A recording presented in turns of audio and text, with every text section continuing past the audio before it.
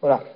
Donc, comme je disais il y a quelques secondes, on avait prévu, c'est vrai qu'on avait prévu, après Hanouka, de commencer une nouvelle série sur Ilchot Afrashat Hala, prélèvement de la Hala, mais bon, comme j'ai expliqué il y a quelques instants, vous remarquez, comme moi, depuis quelques mois, que le shiur est en perte de vitesse en termes de fréquentation. Et bon, je vous dis franchement, ça me donne un petit peu à réfléchir. Je ne dis pas que je vais arrêter le shiur, pour l'instant, c'est encore pas d'actualité, mais le shiur qui a quand même plus de 10 ans, si on compte les autres lieux dans lesquels on a donné le shiur précédemment, dans les autres années. Mais en tout cas, disons que pour l'instant, je voudrais que le shiur reparte un petit peu au niveau fréquentation, qu'il y ait un petit peu plus de monde, qu'on revienne au moins au taux de fréquentation d'avant. Donc c'est peut-être à vous d'en parler aussi autour de vous, d'essayer de refaire un petit peu le point, etc. Pourquoi pas. En attendant, je pense que, enfin, j'ai pas réellement, je vous dis franchement, je suis franc avec vous, j'ai pas réellement la force de m'investir dans les préparations de nouveaux shiurim, parce qu'il faut quand même savoir, pour ceux qui ne le savent pas, que le shiur du lundi soir, ça me demande quand même une semaine de préparation. C'est quand même pas rien. Je commence à préparer le shiur le mardi matin, pour le lundi qui suit. Donc, je vous dis franchement, je suis honnête, c'est humain, quoi. Je veux dire, j'ai mes limites, moi aussi. Donc, je me sens pas m'investir encore dans des nouveaux shiurim pour finalement qu'on se retrouve, voilà, quoi. Donc, dans l'immédiat, dans au moins les quelques semaines qui arrivent, on va revoir des vieux shiurim qu'on a, on va faire des rediffs, quoi, en quelque sorte. On va avoir des vieux shiurim qu'on a vus, on va faire une révision de certains vieux shiurim qu'on a vus dans les années précédentes. Pas des shiurim récents, mais des shiurim assez anciens. On va revenir dessus, et ça fera une révision de toute façon. Et ben, dès que le shiur repart réellement, sérieusement, et ben là, dans ce cas-là, je m'investirai pour des shiurim inédits. Voilà, en tout cas, bon, la série sur Afrashat Hala, vous inquiétez pas, on la garde sous le coude.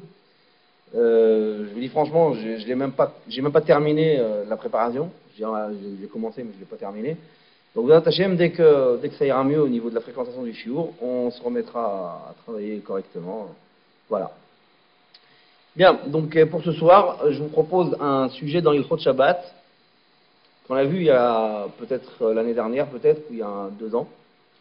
C'est le problème d'étendre du linge pendant Shabbat, puisqu'on arrive on est dans la période hivernale où, comme vous pouvez le constater, il pleut pas mal, et qu'on peut être confronté à certains problèmes d'halakha pendant Shabbat, en termes de linge mouillé par la pluie ou autre, et on verra vers ce soir les cas pratiques concernant ce problème. Le fait d'étendre un linge pendant Shabbat, une chemise, un pantalon ou autre, vous allez voir que ça peut constituer un problème d'halakha assez important. Alors d'abord, allons à la source du problème. Il y a une Mishnah dans Masechet Shabbat, Daf Kuf Mem Vav, Amud Bet, qui dit la chose suivante. Si une personne marche et que son habit, son vêtement tombe dans l'eau, elle a le droit de le remettre sur elle et de marcher avec sans avoir à craindre le problème de Sehita, sans avoir à craindre le problème des sorages. Et lorsqu'elle arrivera chez elle, dit la Mishnah, lorsque la personne arrivera chez elle, elle l'étendra au soleil, mais pas en présence d'autrui, pas en présence d'autres personnes. La Mishnah, elle précise, elle aura le droit d'étendre le linge au soleil pour le sécher, mais pas en présence de tierces personnes. Ça, c'est la Mishnah. Vous allez voir que ce n'est pas la halakha. Pourquoi ce n'est pas la halakha? Parce que la Gemara discute sur cette Mishnah. Rav Yehuda Nondrav, dans la Gemara, il s'étonne de cette Mishnah. Il dit, mais je ne comprends pas. Apparemment, j'ai pas le droit de l'étendre devant les gens. Pourquoi? Comme Rachid l'explique sur place. Parce que les gens qui vont me voir étendre ma chemise au soleil pendant Shabbat, parce qu'elle est mouillée, vont croire que je l'ai lavée pendant Shabbat. Kibous, Issour Kibous. L'interdiction de laver un linge pendant Shabbat est un interdit de la Torah. C'est parti des 39 melachot. Comme écrire, comme porter, comme cuire, il y a laver. D'accord? il y a lavé. Et les gens qui vont me voir étendre ma chemise au soleil, ils vont dire, ah, il étend sa chemise parce qu'il l'a lavé aujourd'hui. Donc, apparemment, l'interdiction ici d'étendre face au soleil en présence des gens, c'est un interdit, Mishum, Mar'it Ayn. Mar'it Ayn. C'est un interdit des Rabbanan, c'est un interdit de nos maîtres, à titre de Mar'it Ayn. Mar'it Ayn, c'est quoi? C'est ne pas faire quelque chose qui peut porter à confusion et qui peut entraîner une fausse interprétation des autres de mon acte. D'accord? Ça veut dire que les gens vont me voir faire la chose et ils vont l'interpréter négativement, ils vont l'interpréter dans le sens de la transgression. Ils vont croire que j'ai fait un interdit. C'est ce qu'on appelle l'interdit de Mar'it Ayn. Mar'it Ayn, ici c'est quoi? C'est que j'étends pas le linge devant les gens parce qu'ils vont croire que je l'ai lavé aujourd'hui. D'accord? Mais la Mishnah, elle a dit, je peux l'étendre dans l'intimité. C'est-à-dire, s'il n'y a personne, je peux l'étendre. Rav Yehuda, dans la Gemara, il s'étonne de ça. Il dit, comment? Dans l'intimité, tu peux l'étendre? Mais, kol ma she'asru hachamim mishum marit ayn, asur afillu behadrei hadarim.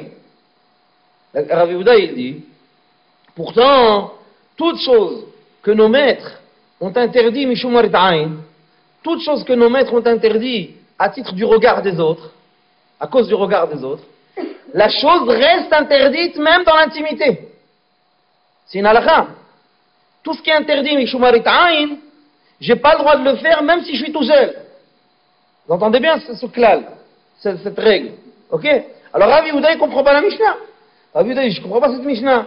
La Mishnah, il dit, bon, quand tu arrives chez toi, tu peux l'étendre, mais attention, hein, s'il y a des gens, tu peux pas l'étendre. Pourquoi? Parce qu'ils vont croire que tu l'as lavé. Rav Yehuda, il dit, mais c'est pareil. Qui est les gens ou qui est pas les gens? J'ai pas le droit de l'étendre. Parce que Miman si c'est interdit Mishumarit Ayn, j'ai pas le droit de le faire, même si je suis tout seul. Pourquoi toi la Mishnah? Comment toi la Mishnah, tu peux me dire que si tu es tout seul, tu peux le faire? Non. Vous avez compris l'étonnement de Rav Yehuda dans la Gemara? Vous avez compris? Ouais? Clémentine? Grand Baruch Haba, Clémentine, ce soir. C'est un vétéran du shiur aussi, qui est de retour ce soir. Alors, donc, on a un problème sur les bras. On a une Mishnah qui me dit, il y a un interdit d'étendre du linge en présence de tierces personnes parce qu'ils vont croire que je l'ai lavé aujourd'hui Shabbat. Cette même Mishnah elle me dit, mais dans l'intimité tu peux le faire. Problème, Rav Yehuda, il soulève un problème. Il dit, mais je comprends pas. Si c'est interdit Mishumarit Ayn, même tout seul, j'ai pas le droit de le faire. Comment c'est possible? Et la Gemara répond, il dit non, en vérité, Tannaehi. En vérité, la Gemara elle dit, cette halakha, cette Mishnah, en vérité, elle fait l'objet d'une discussion parmi les Tannaïm, parmi les sages de la Mishnah, parmi les Hachmei Mishnah. Tout le monde n'est pas d'accord avec cette Mishnah. Rassure-toi, Rav Yehuda, rassure-toi. Tu as raison de soulever la remarque que tu soulèves, que quelque chose qui est interdit, Mishumarit Ayn, est interdit même dans l'intimité, tu as raison. Mais sache, pour te réconforter, sache qu'il y a des Tannaïm, des Hachmei Mishnah, qui remettent en question ce digne de cette Mishnah et qui te donnent donc forcément raison. Il y a Rabbi Elazar, Rabbi Shimon, la Gemara ramène une autre Mishnah, dans laquelle on voit l'opinion de Rabbi Elazar, Rabbi Shimon, qui interdisent même dans l'intimité. Ce qui va très bien avec la remarque de Rabbi Yehuda. D'accord? Rabbi Elazar, Rabbi Shimon, ils interdisent d'étendre le linge même dans l'intimité. Ça va très bien avec l'objection qu'il a soulevée Rabbi Yehuda, selon laquelle quelque chose qui est interdit Mishumarit Ayn, à cause du regard des autres, reste interdit même dans l'intimité. Mais voilà, Rabbi Elazar, Rabbi Shimon interdisent d'étendre le linge mouillé pendant Shabbat, même si je suis tout seul. Ok, Rabbi Yehuda, il est rassuré. Il dit, ok, je suis pas fou. D'accord. Donc il y a bien des Tannaïm, il y a bien des Hachmei Mishnah qui pensent exactement ce que j'ai dit. Très bien. Donc ça nous donne quoi? Ça nous donne deux Mishnayot qui se contredisent. Une Mishnah qui dit que j'ai le droit d'étendre le linge si je suis tout seul. Et une Mishnah qui dit, enfin, un autre avis parmi les Hachmei Mishnah, parmi les Tannaïm, Rabbi Elazar, Rabbi Shimon, qui nous disent que non, même si tu es tout seul, tu n'as pas le droit d'étendre de linge mouillé pendant Shabbat. Pourquoi? Marit Ayn. Et alors je suis tout seul. Toute chose qui est interdite à titre de Marit Ayn reste interdite, même dans l'intimité. Ma halakha. Halakha, elle est comment? Dans l'intimité, j'ai le droit. En présence de tierces personnes, tout le monde est d'accord, c'est interdit. Mais dans l'intimité, quelle est la halakha? Est-ce que j'ai le droit d'étendre le linge si je suis tout seul ou pas? Mahloket Rishonim.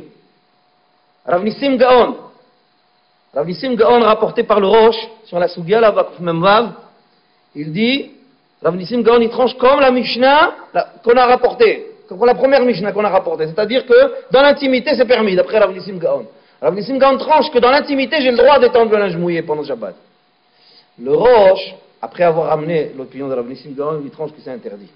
Le Roche tranche que c'est interdit. Le Roche tranche comme Rabbi Elazar, Rabbi Shimon. Le Rif, il tranche également comme Rabbi Elazar, Rabbi Shimon, la sourde. Le Rambam aussi, il tranche comme Rabbi Elazar, Rabbi Shimon, que c'est assour. À Roche, le Rif vers Rambam, nous avons ici nos trois piliers de la halakha, le Roche, le Rif et le Rambam, qui partagent une opinion unanime, égale la même opinion que c'est interdit, même dans l'intimité, d'étendre du linge mouillé pendant Shabbat. Le Kar Pasak Maran, le Shulchan Aruch. Maran, sans surprise, il tranche comme l'avis des trois Amoudé Ora, le Rif, le Roche et le Rambam, dans le Shulchan Aruch Siman Shin Aleph, au Saïf même He, Maran tranche que c'est assour d'étendre du linge mouillé pendant Shabbat, même dans l'intimité. Voilà le halakha. Le halakha, il est comme ça, comme je viens de le dire. Vous voyez, Clémentine? Alors, en fait, pour le manteau, je vais parler tout à l'heure. Mais c'est le même principe, que ce soit mouillé parce qu'il est tombé dans l'eau ou mouillé par la pluie, c'est pareil. Une chemise. Pour l'instant, le manteau, on va le mettre entre parenthèses pour l'instant, parce que je vais en parler après. Mais, on va dire que j'ai une chemise, voilà. J'étais en chemise dehors. J'étais en chemise, une grosse averse, même en plein mois d'août, ça peut arriver. Grosse averse, ouais, et je me prends toute la flotte. La chemise, elle est trempée, je veux l'étendre. À sourd, j'ai pas le droit.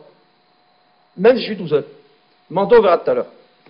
Manteau, costume, on verra tout à l'heure. C'est bon? Bien. Donc, halakha, première halakha qu'on apprend ce soir, c'est que, je suis sûr que ça doit vous dire quelque chose, tout ça, on en a parlé, hein, c'est un vieux chiot. Hein. Je ne sais pas si Elodie vous rappelez de ça? C'est bien, ouais. Donc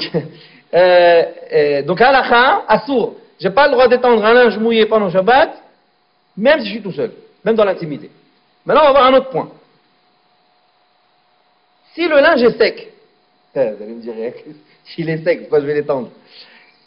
Si le linge, il est sec, mais je veux l'étendre, pas, évidemment pas pour le sécher, parce qu'il est déjà sec, mais je veux l'étendre, par exemple, pour l'aérer. Ça arrive, ça.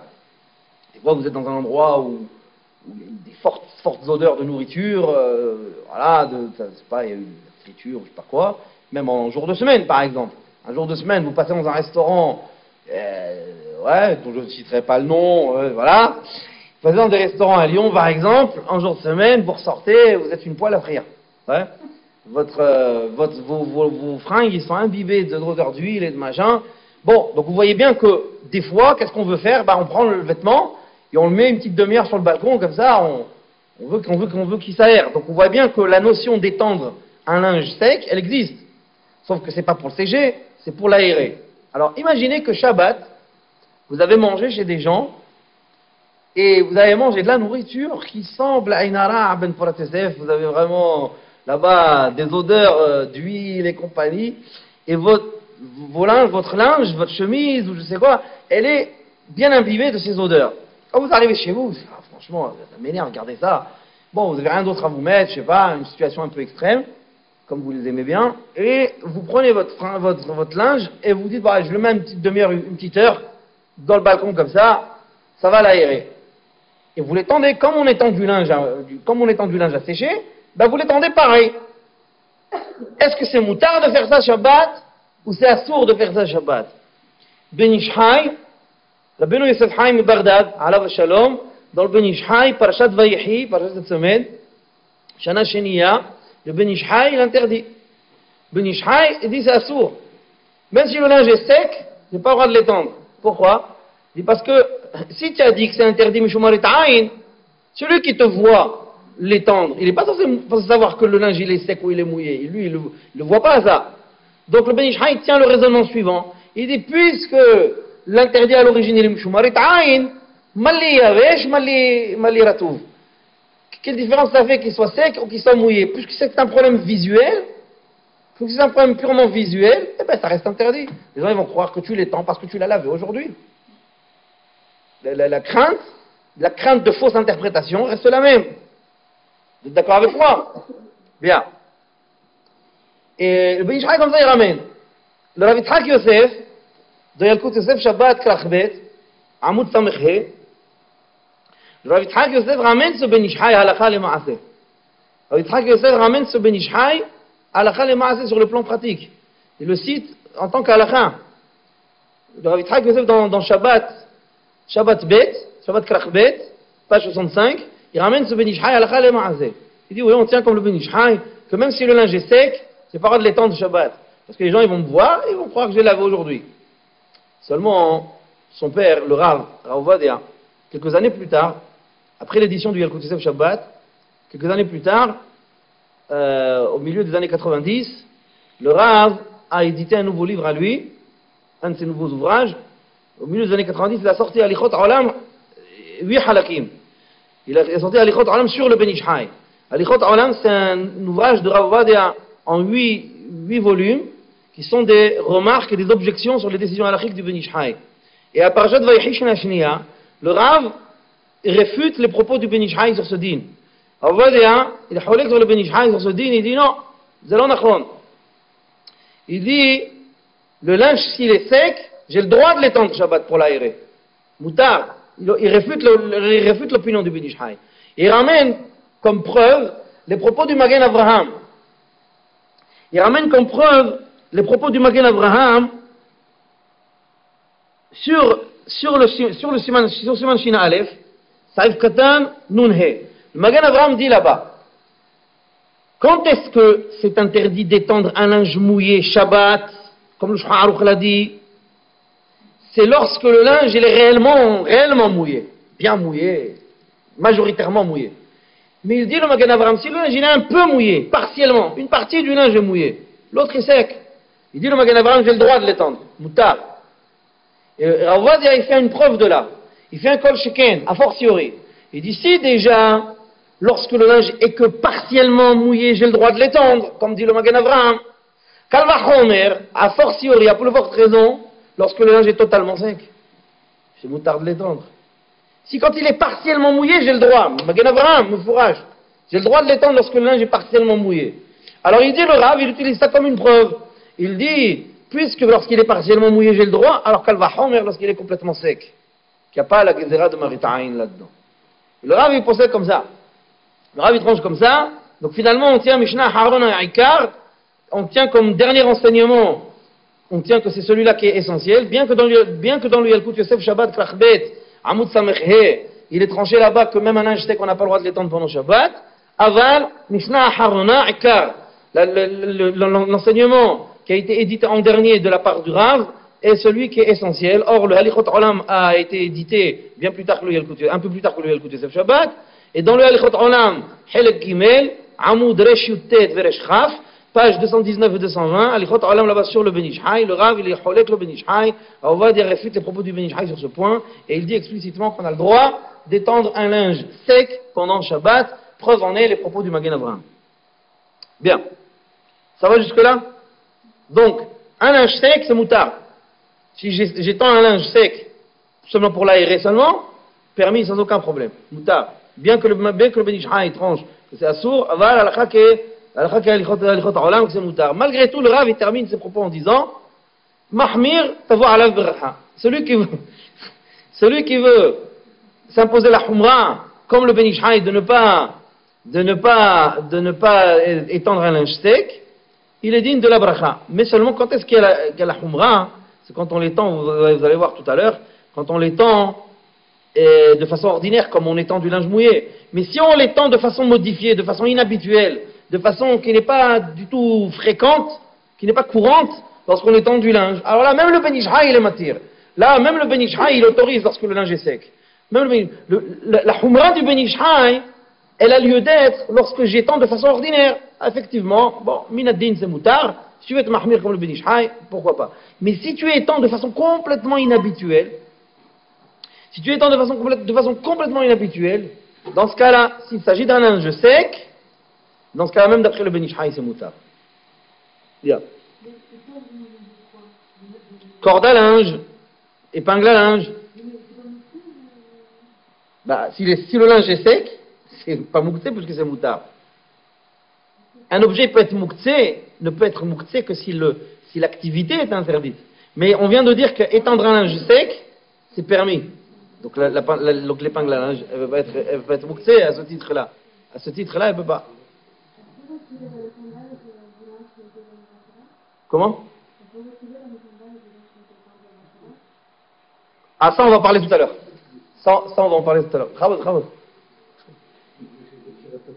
Mon beau-frère d'Israël. Ça va? Ça va, Ali? Ça va? Bon, ça s'appelle, ouais. Excusez-moi.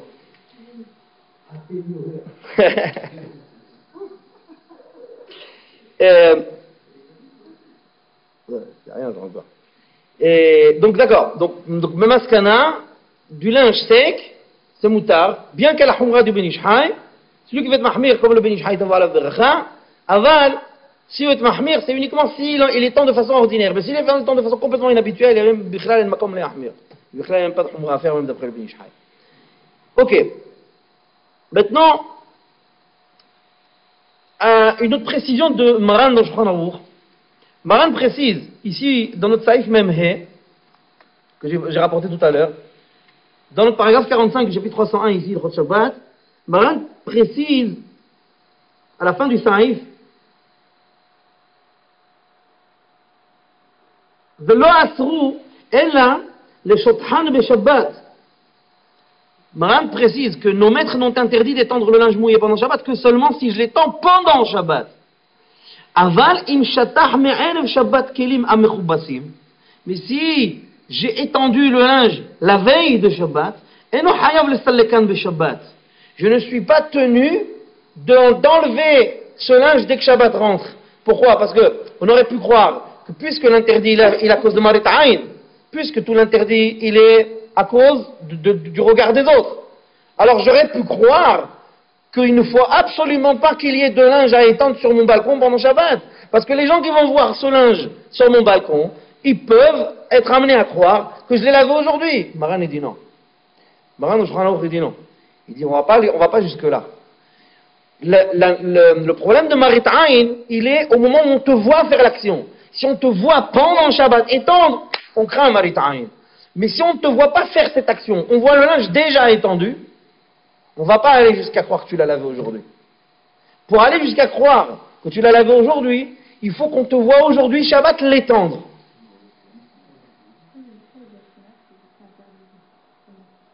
De quoi? Ils interdisent? Non, c'est pas qu'ils interdisent. Je sais à quoi vous faites allusion. Maritime, marqué fourrage en Shulchan Aruch que non. Marqué fourrage en Shulchan Aruch, et même le Rama il parle pas.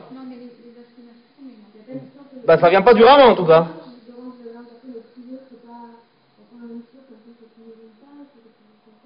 Non. Ça veut dire ici, non, mais ici on est en train de dire, ici on a ciblé un interdit. On a dit, j'ai pas le droit d'étendre pendant Shabbat parce que les gens qui vont pouvoir étendre, ils vont croire que je vais laver aujourd'hui. On aurait pu croire que si c'est comme ça, alors il faut qu'il y ait certainement rien du tout sur mon balcon pendant Shabbat, parce que les gens qui vont voir le linge présent, je dis bien voir le linge présent pendant Shabbat, ils vont croire que je lève aujourd'hui. Je dit non, pas du tout. S'il y a déjà du linge qui est étendu avant Shabbat, je ne suis pas tenu de le retirer avant Shabbat pour pas que les gens ils vont croire que je les lave aujourd'hui. Non. Parce que la crainte qu'on va interpréter que je l'ai lavé aujourd'hui, c'est du coup si on me voit l'étendre aujourd'hui. Vous comprenez? Qu'est-ce que tu disais? À l'aise. Non, ça veut dire l'interdiction, elle est d'étendre. Mais pas, l'interdiction, elle n'est pas que tu as chez toi du linge étendu. Il n'y a pas d'interdit à ça. Il n'y a pas d'interdit d'avoir du linge déjà étendu. Tu as compris la nuance? Il n'y a pas d'interdiction d'avoir sur son balcon pendant Shabbat du linge accroché.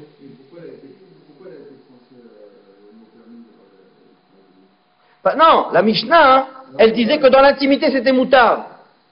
Or, on avait un problème avec une règle bien précise, que toute chose qui est interdite du Shumaritain, elle reste interdite même dans l'intimité. L'action d'étendre. Vous comprenez? Ben, on parle uniquement de l'action d'étendre. Donc l'action d'étendre, elle est interdite. Mais d'avoir du linge accroché que je n'ai pas étendu pendant Shabbat, c'est moutard, il n'y a aucun problème là-dessus. Très bien. Vous avez une précision du Shulchan Aruch. Maintenant, un autre point. C'est là la question qu'a soulevé tout à l'heure, La petite remarque qu'elle a soulevée tout à l'heure, Clémentine. J'ai fait un distinguo tout à l'heure entre une chemise d'une part et un manteau ou une veste ou costume d'autre part. Ouais? Alors, regardez comme ça. Un Shabbat, il pleut.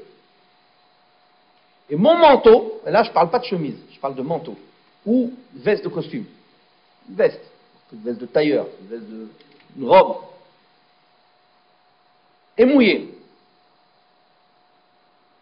J'ai le droit, pendant Shabbat, de l'accrocher, de l'étendre pour qu'il sèche. Pourquoi? Première raison, c'est parce qu'aujourd'hui il a plu. Et tous les gens qui vont me voir l'étendre, s'ils étaient dans cette ville, moi qui sont déplacés d'une autre ville par téléportation, je ne sais pas comment ils ont fait en 30 secondes de venir ailleurs, mais ils étaient là, la pluie, ils l'ont vu tomber comme moi. Ouais? Donc ils savent que si je l'étends, il n'y a pas matière à croire que je l'ai lavé aujourd'hui. Ou alors, il faut avoir l'esprit méga tordu. Ouais? Il faut avoir l'esprit tordu de chez tordu avec un grand T. D'accord?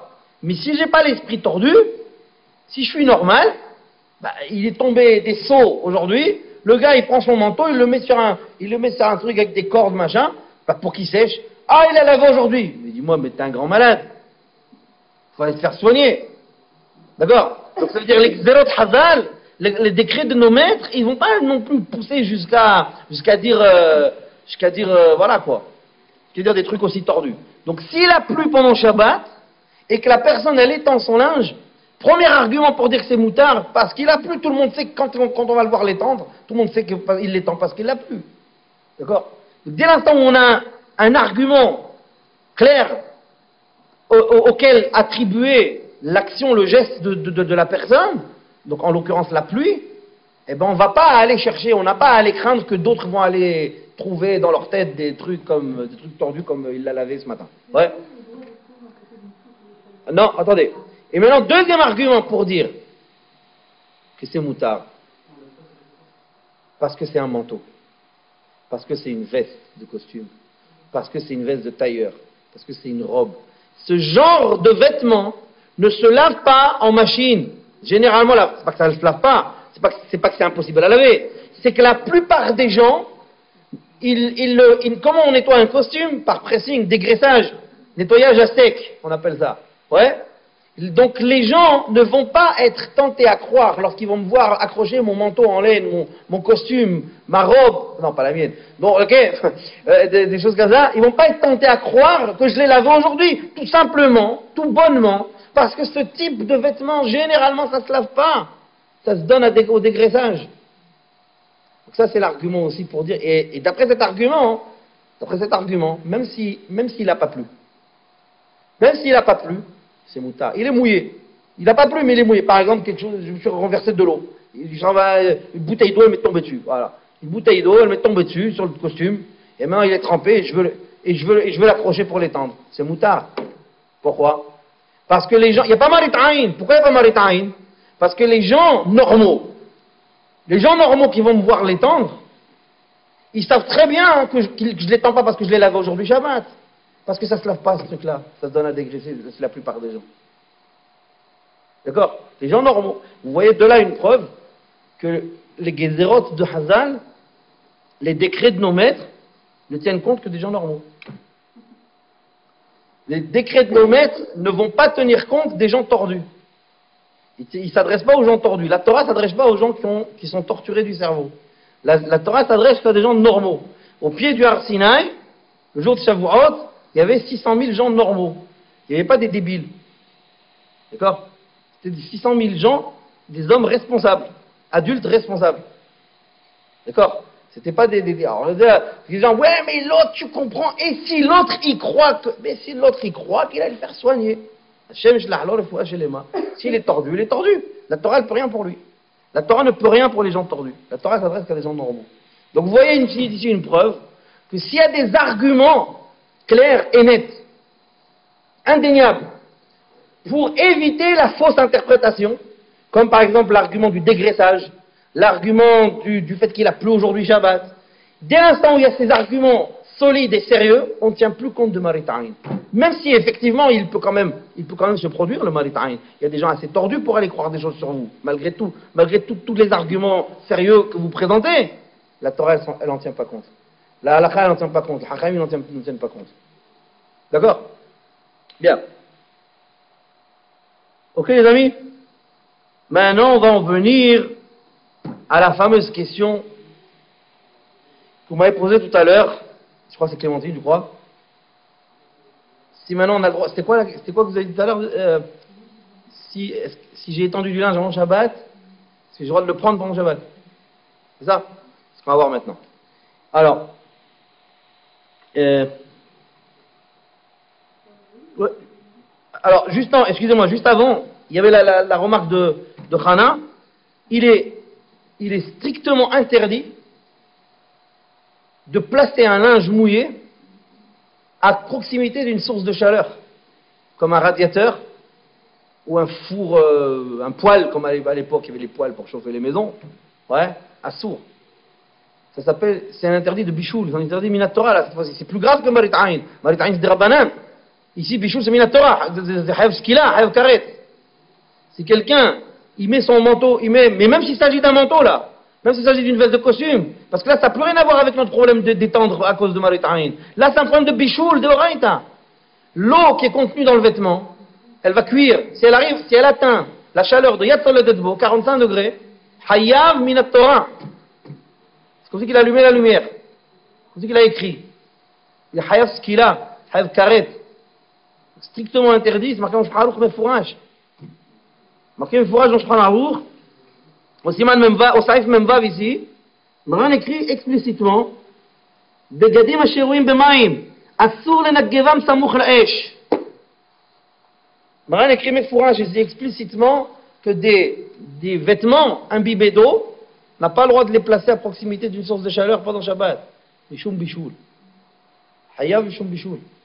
Faites très attention à ça. Il y a des gens ignorants, ils arrivent Shabbat, il a plu ou quoi, ils ont l'air à se tremper, là, le truc, et les mettre sur le radiateur. Allume le feu aussi, c'est pareil. Ils sont dans Raïta.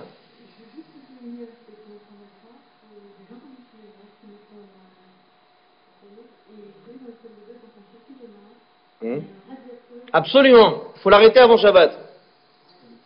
Ouais, le sèche-serviette. Moi, je l'arrête tous les vendredis. Il faut faire attention. Très bonne remarque. Très bonne remarque avec ce que je viens de dire. Ça fait penser tout de suite donc à ce problème.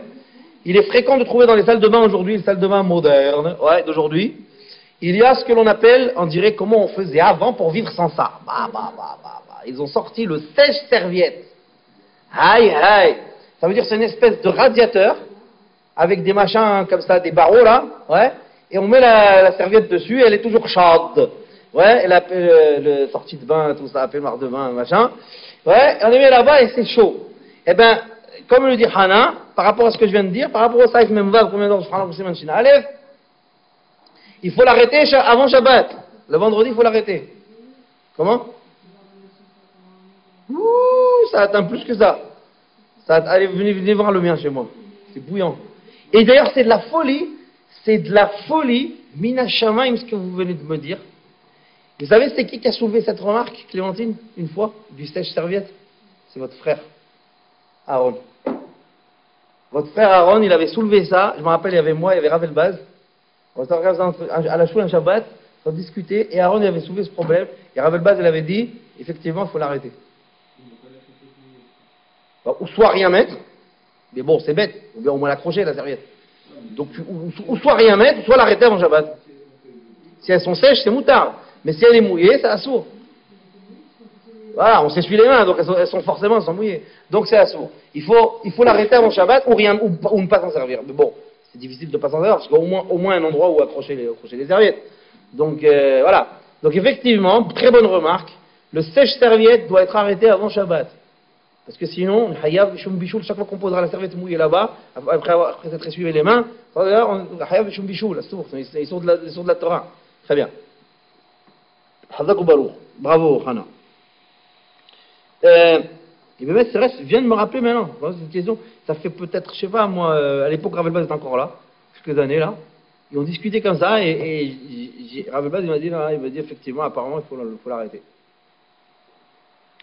Très bien. Et depuis, c'est que comme ça, j'enseigne à la fin.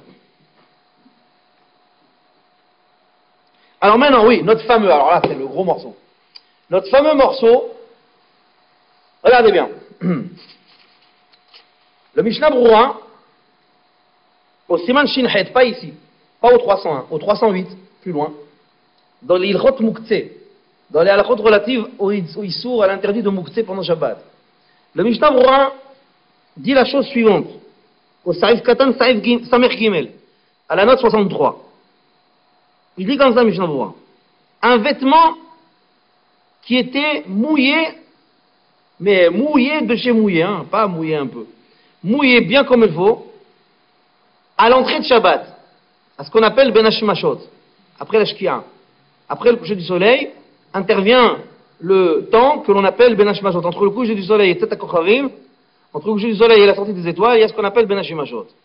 Ben Hashimashot, un linge était accroché dehors sur le balcon et il était sérieusement mouillé. Au point, dit le Mishnah Berurah, il donne même une mesure de ce mouillage. Il donne une mesure, il dit Tofeh halmenat leatfiah. Ce linge était tellement mouillé que s'il était posé sur une surface, il transmettait son humidité. C'est un chiour qu'on appelle Tofeh halmenat leatfiah. On appelle ça mouillé au point de transmettre son humidité. Ouais. Donc ça veut dire assez mouillé, quoi. Eh bien, dit le Mishnah Berurah, même si ce linge sèche durant Shabbat, par exemple, Shabbat matin par exemple, il est sec, eh bien, dit le Mishnah Berurah, j'ai pas le droit de le prendre, il est muktzeh. Pourquoi muktzeh? Et il donne une raison. Il dit, parce qu'on a un principe dans les halachot de muktzeh. Migod eit katsai beven Hashem hashot, katsai lechulei yoma. Dit le Mishnah Berurah, parce que toute chose qui avait le statut de muktzeh à ben Hashem hashot, de vendredi soir, à l'entrée de Shabbat de vendredi soir, reste muktzeh durant toute la journée de Shabbat, même s'il n'y a plus de raison qu'il le soit. Puisqu'à l'entrée de Shabbat, il était muktzeh, même si, en apparence, pendant Shabbat, il perd les raisons qui ont fait qu'il était muktzeh, il garde malgré tout le statut de muktzeh. Comme ça, dit le Mishnah Berurah. Il dit, ça c'est une règle de la Gemara, il n'a pas sorti de sa tête, c'est une règle, cette règle générale, Bigodeit Katsai, c'est une règle de la Gemara. Mais lui, il applique cette règle à ce linge mouillé à l'entrée de Shabbat.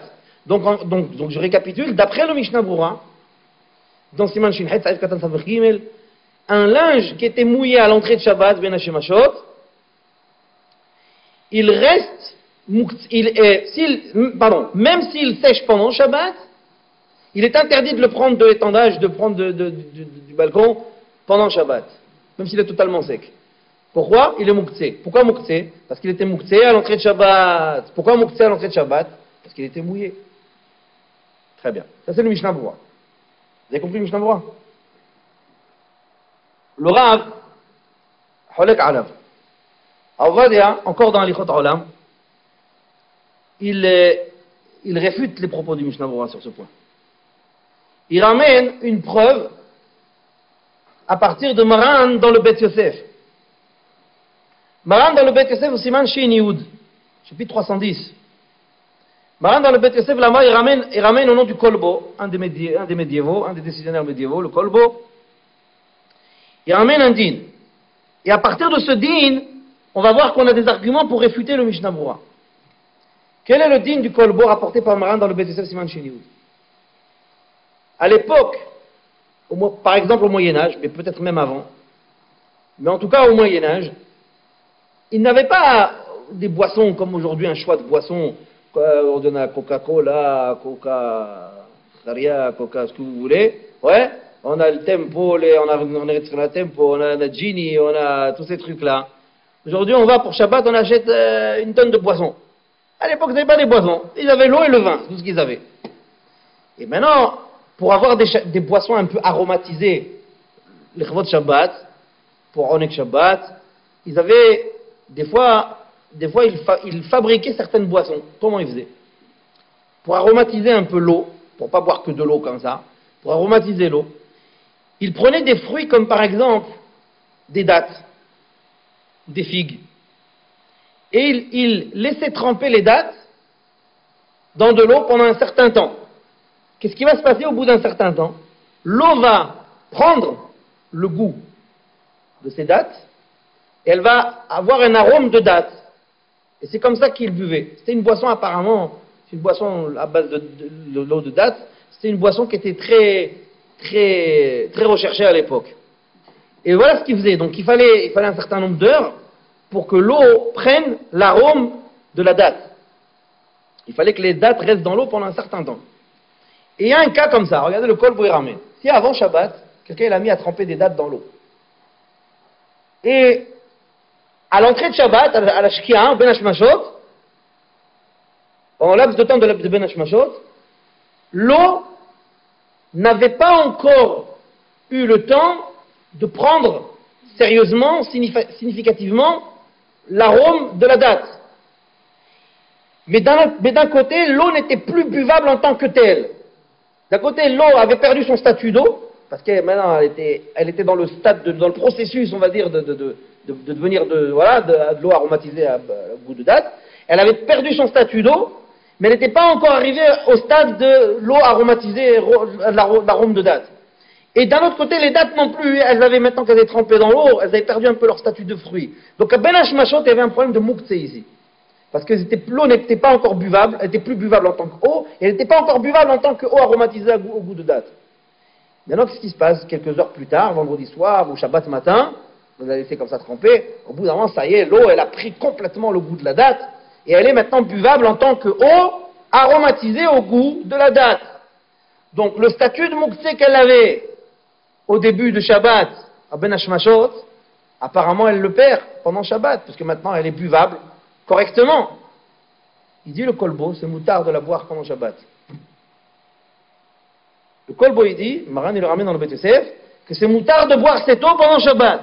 Ah mais à Ben Hashmashot elle était mouktsé cette eau, parce qu'elle n'avait pas encore atteint l'objectif que tu visais, et elle avait perdu son statut d'eau. Elle était mouktsé à Ben Hashmashot. Il dit, malgré tout, pendant Shabbat, si elle devient buvable, elle est plus mouktsé, on peut la boire. De là, le Rav tire une preuve. Il dit, tu vois bien que quelque chose, même si quelque chose était mouktsé à Ben Hashmashot, même si quelque chose était mouktsé à l'entrée de Shabbat, si durant le Shabbat, on est sûr et certain que durant le Shabbat, le paramètre qui fait que maintenant il est mouktsé, ce paramètre va disparaître avec certitude, on le sait. On le sait, c'est une question de temps, alors il n'y a pas de digne de mouktsé du tout. Et dès qu'il devient utilisable, c'est moutard de l'utiliser. Et donc le Rav il dit comme ça, ce linge que j'ai mis à étendre avant Shabbat, à l'entrée de Shabbat il était mouillé, mais moi je sais pertinemment que d'ici demain matin il sera sec. Et bien lorsque demain matin il sera sec, c'est moutard de le prendre. Bien sûr que ça s'appelle la nourriture, où tu vas toi. Ah ouais, une pomme de terre crue, c'est mouktsé Shabbat. Alors quoi? Alors justement, c'est ce qu'il dit, à l'entrée de Shabbat, les dattes, avec l'eau, elles n'étaient pas consommables, ni en tant que date, ni en tant qu'eau. L'eau, elle devient consommable après. Donc si ça devient consommable pendant la durée du Shabbat, il n'y a pas le klal, il n'y a pas le principe de migodeit katsai. Oui, Clémentine. Parce que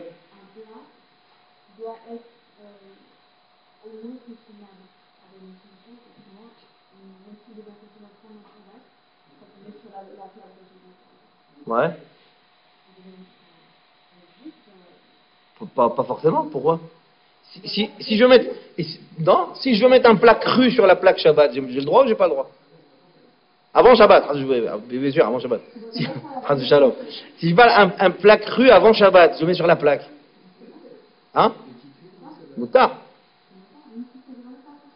Même c'est pas cru, c'est cru complètement, à 100% cru.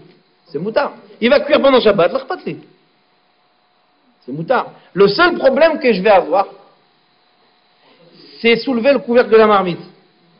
Si, c'est là où vous avez partiellement raison.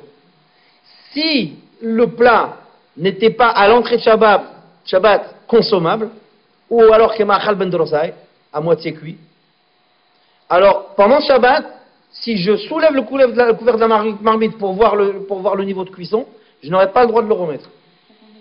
Parce que ça va activer la cuisson. En remettant le couvercle, ça va activer.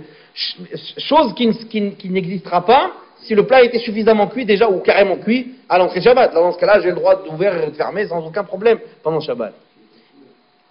Ouais, enfin bon. Mais par contre, s'il est cru, ça veut dire placer un plat cru sur la plaque Shabbat, avant Shabbat, pardon, le vendredi avant Shabbat, c'est moutard sans aucun problème. Simplement, je m'expose au risque de ne pas pouvoir surveiller le degré de cuisson. Je ne pourrais pas surveiller. Parce que si j'enlève et que c'est pas encore suffisamment cuit pour être mangeable, j'ai pas le droit de remettre. C'est pour ça qu'on préfère que ce soit suffisamment cuit au moment où je place avant Shabbat, de façon à ce que je puisse surveiller le degré de cuisson à ma guise. D'accord? Mais c'est uniquement pas, c'est une question de confort, mais c'est pas une question de, pas un problème d'halakha réellement. Très bien. Donc je reviens à ce que je disais. Donc on avait un Mishnah Broura, je récapitule. On avait un Mishnah Broura qui nous donnait une interdiction. Il dit, tu sais, Habibi, si ton linge,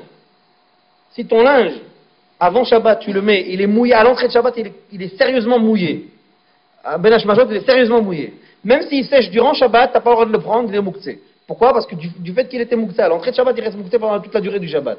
Vient le Rav Shalita, dans l'Ikhot Olam, Holek Alav.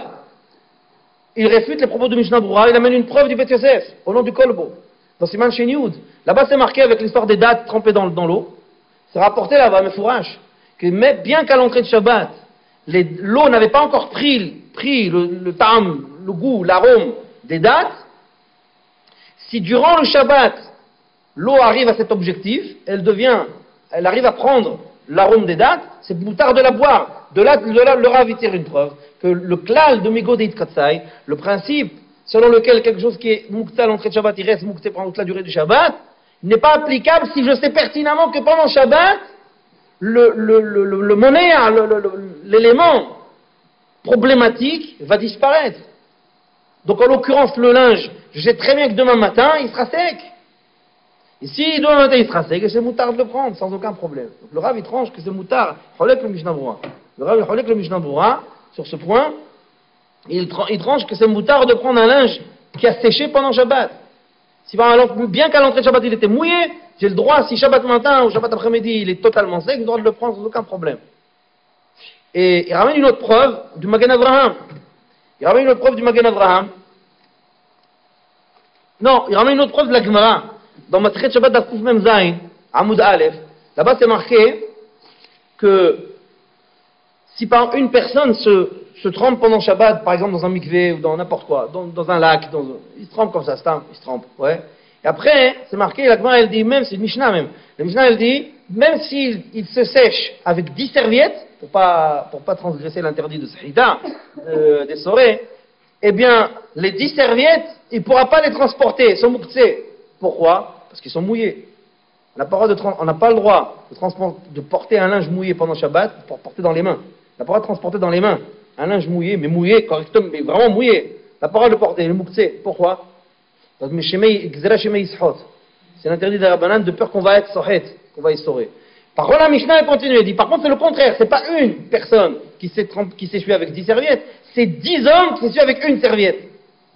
La Mishnah, elle dit, 10 hommes qui sont trempés, même s'ils s'essuient avec la même serviette, ils ont le droit de la transporter. Ils ont le droit de la déplacer.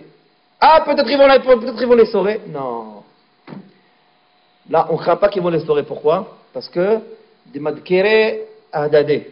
Parce que si un il va être tenté à essorer, l'autre, il y a 9 autres qui vont lui rappeler que c'est interdit. Là, on ne craint pas. De toute façon, à l'origine, c'est une histoire de la banane. C'est chémé, de peur qu'on va. Quand chaque fois que c'est de peur qu'on va, c'est me dire banane.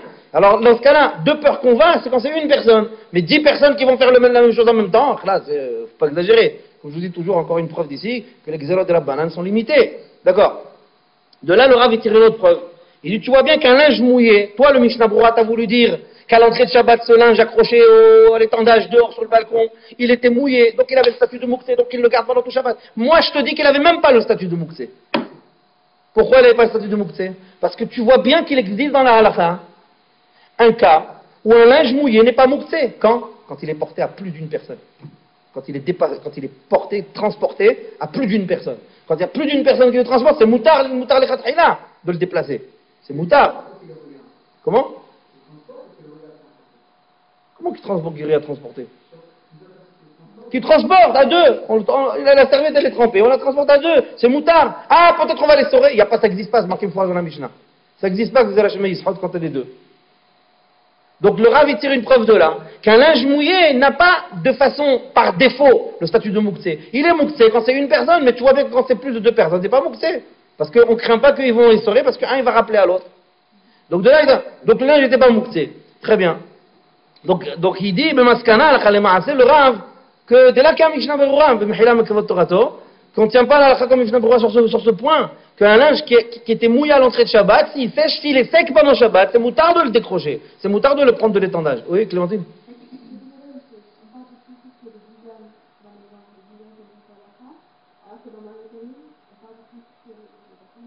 C'est pas connaître, c'est se rappeler. C'est se rappeler. C'est-à-dire que sur les 10, il n'est pas possible, même scientifiquement, il n'est pas possible que 10 personnes oublient la même chose au même moment. Vous voyez, on ne parle pas de Rishaïm, on parle de gens qui sont Shomrei Mitzvot. Donc connaître leurs droits et leurs devoirs, ils le connaissent. Maintenant, peut-être qu'ils peuvent oublier que c'est Shabbat, oublier, ça peut arriver. Même au Jalabeno, il a oublié des choses. Ouais. Oublier, c'est possible. Mais maintenant, mathématiquement, on est 10. Les 10, on oublie que c'est Shabbat, on est 10 bourrés. C'est-à-dire qu'on n'est pas... D'accord, ok. Bien. Et d'ailleurs, d'autres poskim, le Rav n'est pas tout seul à réfuter ce Mishnah Berurah. Le Rav n'est pas tout seul. Il y en a qui vont dire encore le Rav il a encore réfuté le Mishnah Berurah tout seul. C'est pas vrai. C'est rapporté dans Shmirat Shabbat Keil Cheta. Le Sefer Shmirat Shabbat Keil Cheta, il ramène au chapitre 15, Siman Tetvav, He'ara Tetvav. Remarque Tetvav, c'est 15, je me rappelle. 15, ouais. La remarque numéro 15, la note numéro 15 là-bas, il ramène au nom de Rabbi Shlomo Zalman Oyervach, alav shalom, que lui aussi il est cholek le Mishnah Berurah sur ce point. Lui aussi, Rabbi Shlomo Zalman Oyervach, il dit mefourash que c'est moutard de décrocher un linge pendant Shabbat, un linge qui a séché, même s'il était mouillé à l'entrée de Shabbat, c'est moutard de le décrocher, de le prendre et de le porter, de le mettre sur soi pendant Shabbat, sans aucun problème. Même le Sefer Der Moshe, comme ça il ramène aussi que c'est moutard, le Mishnah Berurah. Même le Or Letzion, Rabben Tzion Abba Shaul alav shalom, dans Sefer Or Letzion Halek Bet, il est cholek le Mishnah Berurah aussi sur ce point. Il dit non, c'est pas vrai. Même si le linge était mouillé à l'entrée de Shabbat, il suffit qu'il soit sec pendant Shabbat et c'est moutard de le prendre sans aucun problème. Il dit, il va même plus loin. Rabben Tzion va même plus loin encore. Il dit que même si le linge se trouve pendant Shabbat, je l'ai mis à sécher vendredi après-midi dans le sèche-linge. Ouais, la machine à sèche-linge. Ils aiment bien aujourd'hui, les femmes, elles aiment bien le sèche-linge. Ça fait bien d'avoir le sèche-linge à la maison. Ouais. Alors, si par exemple, vendredi après-midi, j'ai mis le linge dans le sèche-linge et je l'ai laissé tourner, ça y est, même pendant Shabbat, il a fini, c'est moutard, aucun problème, on a déjà étudié ce problème-là. Il a fini, voilà, ça y est, il a fini, il est sec. Le linge, il est sec. Il est dedans, mais il est sec. Et bien, Rav Ben Tzion, il dit, j'ai droit même pendant Shabbat d'ouvrir le sèche-linge, à condition, bien sûr, que ça n'engendre pas d'allumage ou d'allumage d'une lumière, d'un diode ou de je sais pas quoi. Ça veut dire stam, d'une porte comme ça qui s'ouvre. J'ai le droit, il dit Rav Ben Tzion, dit j'ai le droit d'ouvrir le sèche-linge et de prendre le linge. Sans aucun problème. À condition, bien sûr, qu'il n'y ait pas de problème électrique. Sans aucun problème, c'est moutard. Non, dans ce cas-là, il n'est pas mouktsé. Dans ce cas-là, il fait office de placard. C'est comme un four. Un four Shabbat ou un lave-vaisselle. Ouais, moutard. Tu peux ouvrir et fermer un four, entreposer des choses et fermer, ouvrir et sortir, et ce que tu veux. C'est un placard Shabbat, c'est un placard. Du moment qu'il est éteint, c'est un placard. Parce que c'est le derech. C'est l'habitude, même en semaine, des fois, de mettre des choses comme ça, stam. Donc c'est moutard, sans aucun problème. Voilà les amis, donc dans Maskana, donc on a vu plusieurs points sur le linge mouillé. On a vu, je récapitule, on a vu qu'il y a une halakha, midrabanan, shomarit ayn, c'est assourd d'étendre du linge pendant Shabbat, du linge réellement mouillé, sérieusement mouillé, c'est assourd de l'étendre, même qu'on soit seul dans l'intimité ou qu'on soit en présence de Dieu, c'est assourd, shomarit ayn, parce que les gens qui vont me voir faire, même s'il n'y a personne, mais on considère que s'il y avait quelqu'un, s'il me voyait faire, il croirait que je l'ai lavé aujourd'hui. Or, laver, c'est un interdit de la Torah. Donc voilà, c'est pour ça que c'est assourd d'étendre du linge pendant Shabbat.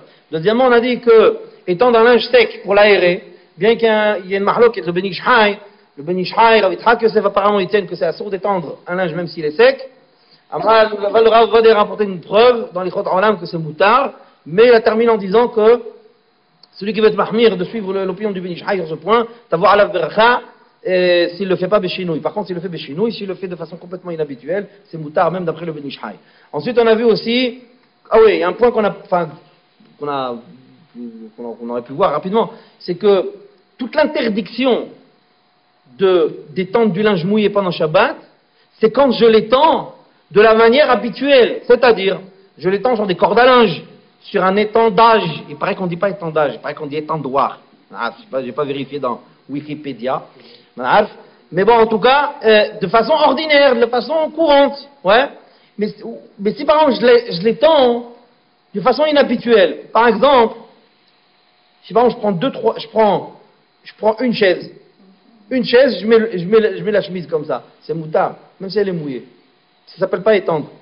Parce que ça s'appelle poser. Des fois, les gens, quand ils se déshabillent, c'est une chaise. Mouillée ou pas mouillée, il n'y a pas besoin d'être mouillé pour que ce soit une chaise. Par contre, si je prends 2 chaises, 3 chaises, et je les arrange comme ça, et je mets le linge dessus, là, c'est assourd. Parce que là, ça se rapproche. Là, on voit, là, j'exprime explicitement que je veux sécher le linge. Donc, je me rapproche en tout cas de la manière avec laquelle on fait sécher du linge. Donc là, c'est assourd. D'accord? Bien. Et autre chose qu'on a vu encore, et on a dit que si le linge a été étendu depuis la veille de Shabbat, je n'ai pas de devoir de l'enlever pour pas qu'on voit sur mon balcon, pour qu'on va croire. Non. La crainte qu'on va croire que je l'ai lavé pendant Shabbat, c'est uniquement quand on me voit l'étendre, faire l'action d'étendre pendant Shabbat. Mais si on m'a pas vu faire l'action d'étendre, qu'il était déjà étendu avant, même si on le voit accroché sur mon balcon, il n'y a pas à craindre. Ensuite, on a vu aussi le manteau. Le manteau ou les costumes, ça veut dire les vêtements qu'on n'a pas l'habitude de nettoyer par lavage avec de l'eau, qu'on a l'habitude de laver par nettoyage à sec, par le pressing, par le dégraissage. Alors dans ce cas-là, même s'ils sont mouillés, quelle que soit la raison pour laquelle ils sont mouillés, c'est moutard de les tendre, parce qu'il n'y a pas à craindre ce qu'on a dit.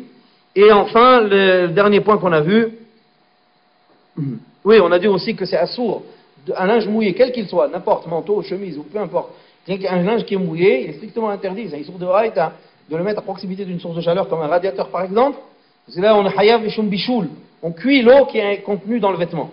D'accord? Et le dernier point qu'on a vu, c'est ce fameux Mishnah Berurah que le Rav a réfuté, selon lequel le Mishnah Berurah disait qu'un linge qui était mouillé à l'entrée de Shabbat, même s'il sèche pendant Shabbat, j'ai pas le droit de le décrocher et de le prendre. Le Rav il dit non, de l'ordre d'Achron, c'est moutard, ramène une preuve, plusieurs preuves, que c'est moutard, même si le linge était mouillé à l'entrée de Shabbat, s'il sèche pendant Shabbat, j'ai le droit de le prendre, de le porter sur moi-même, d'en faire ce que je veux. Voilà les amis, la semaine prochaine, il y aura certainement une autre rediff, un autre shiur sur Ilchot Shabbat, je pense, ou peut-être autre chose, je ne sais pas. Et bien, donc je répète ce que j'ai dit en début de shiur. Je souhaite vivement que la fréquentation de ce shiur reprenne Keshanim Kadmoniot, comme les années précédentes. Et bien, Hashem, on reprend le rythme comme avant, que je puisse m'investir dans des inédits, dans des shiurim inédits, comme par exemple Parashat Hala ou d'autres sujets encore, Hashem. N'hésitez pas à parler du shiur autour de vous. Peut-être il est peut-être temps de lui redonner une petite jeunesse. Donc si vous voyez des nouveaux publics qui peuvent correspondre aussi, parce qu'il faut que ça corresponde aussi au style du shiur, n'hésitez pas à les amener. Voilà. Jusqu'à la mitzvot.